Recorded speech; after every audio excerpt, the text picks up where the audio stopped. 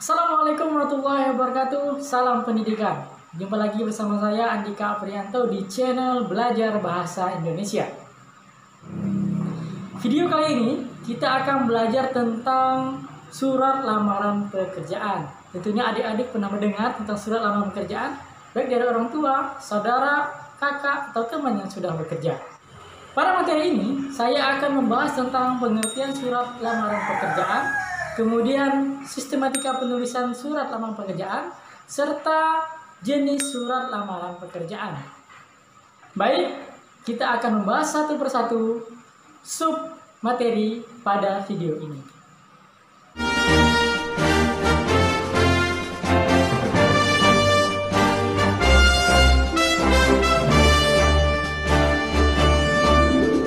Baik, tentunya adik-adik pasti penasaran apa sih yang dimaksud dengan surat lamaran pekerjaan itu? Yang kalian perlu tahu bahwa surat lamaran pekerjaan adalah surat yang ditulis oleh pribadi seseorang, bentuknya itu resmi, ya, yang dikirimkan kepada perusahaan yang membutuhkan tenaga kerja. Jadi surat lamaran pekerjaan ini yaitu surat lamaran atau surat yang jenisnya itu pribadi namun resmi yang dikirimkan kepada perusahaan atau instansi yang membutuhkan tenaga kerja. Jadi jika adik-adik semua telah selesai sekolah kemudian melanjutkan pekerjaan, jadi adik-adik perlu untuk membuat surat lamaran pekerjaan. Adapun jenis dari surat lamaran pekerjaan itu sendiri berdasarkan pembuatannya, ya, surat lamaran pekerjaan ini dibagi menjadi dua. Yang pertama surat lamaran pekerjaan yang digabung dengan riwayat hidup, dan yang kedua yaitu surat lamaran pekerjaan yang dipisahkan dengan riwayat hidup. Ya, biasa dalam surat lamaran pekerjaan itu ada yang mencantumkan daftar riwayat hidup dan juga ada yang tidak mencantumkan daftar riwayat hidup. Jadi artinya yang digabungkan itu akan terdapat dalam isi surat, contoh nama, kemudian pendidikan dan sebagainya. Jika tidak digabung dengan riwayat hidup, maka tidak dicantumkan nama, namun terlampir di daftar riwayat hidup yang kita lampirkan. Seperti itu. Surat lamaran pekerjaan pada umumnya si penulis surat itu akan mencantumkan sumber informasi lowongan pekerjaan yang ia dapatkan. Contoh dari surat kabar, kemudian teman atau keluarga, serta iklan yang ada di TV, serta juga brosur-brosur yang ada disebarkan. Nah, itu merupakan sumber informasi atau sumber pekerjaan yang kita dapatkan. Biasanya si penulis lamaran pekerjaan ini akan mencantumkan sumber, ya.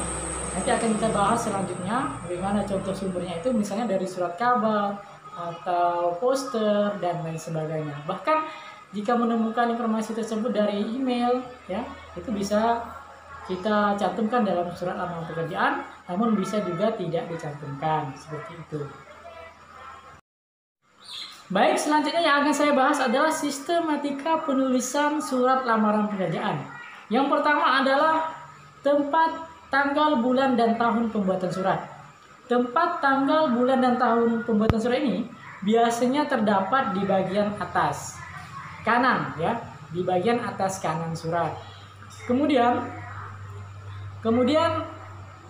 perihal dan lampiran. Perihal dan lampiran ini biasanya ada dalam surat lamaran pekerjaan. Perihalnya apa? Perihalnya ya tentang surat lamaran pekerjaan. Masalah bidang-bidangnya itu sesuaikan dengan pekerjaan yang kita lamar. Kemudian lampiran. Biasanya dalam surat lamaran pekerjaan itu pasti akan melampirkan, ya, contohnya ijazah, kemudian KK, KTP, foto, dan lain sebagainya. Kemudian untuk yang selanjutnya adalah nama dan alamat tujuan surat, ya. Nama dan alamat tujuan surat ini dapat kita cantumkan di bawah perihal dan lampiran, ya. Setelah perihal dan lampiran akan ada nama dan alamat tujuan surat. Jadi surat kita itu akan kita tujukan kepada nama lembaga atau orang tertentu atau alamatnya juga, ya. Jadi nama dan alamatnya yang akan kita cantumkan dalam surat lamaran kerja tersebut. Baik, selanjutnya adalah salam pembuka. Salam pembuka ini biasanya dibuat dengan setelah nama dan alamat tujuan surat kita, yaitu biasanya dengan hormat. Kemudian dengan hormat ini ditulis dengan huruf awalan kapital, kemudian ada komanya. Itu biasanya ya. Dengan hormat. Kemudian itu adalah salam pembuka. Selanjutnya adalah pembuka surat. Nah, pembuka surat ini tadi si pelamar biasanya mencantumkan sumber informasi yang dia dapatkan. Nah, nanti akan kita bahas setelah ini bagaimana sih letak tanggal surat, perihal, kemudian nama dan alamat tujuan, salam pembuka. Nah, kemudian pembuka surat. Pembuka surat ini biasanya tadi si pelamar akan mencantumkan informasi. Misalnya berdasarkan iklan yang saya dapat di surat kabar, berdasarkan informasi yang dapat di surat kabar atau berdasarkan informasi dari teman saya. Nah, itu adalah contoh pembuka surat. Selanjutnya adalah isi surat. Dalam isi surat ini biasanya terdapat identitas, maksud dan tujuan serta unsur-unsur penunjang yang dilampirkan. Jadi dalam isi surat ini berisikan tujuan kita itu untuk apa melamar di situ, kemudian identitas diri kita, ya. Kemudian terakhir adalah penutup. Penutup surat adalah bagian akhir ya.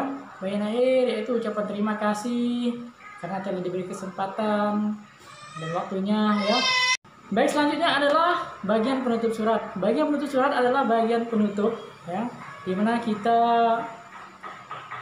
menyudahi surat kita ya dengan misalnya demikian surat ini atas perhatiannya saya ucapkan terima kasih.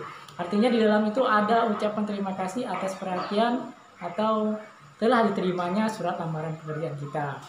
Yang terakhir adalah salam penutup, kemudian tanda tangan yang disertai dengan nama di bawahnya. Nah, itulah bagian-bagian surat. Baik, cukup di sini pertemuan kita, mudah-mudahan bermanfaat untuk kalian yang menonton.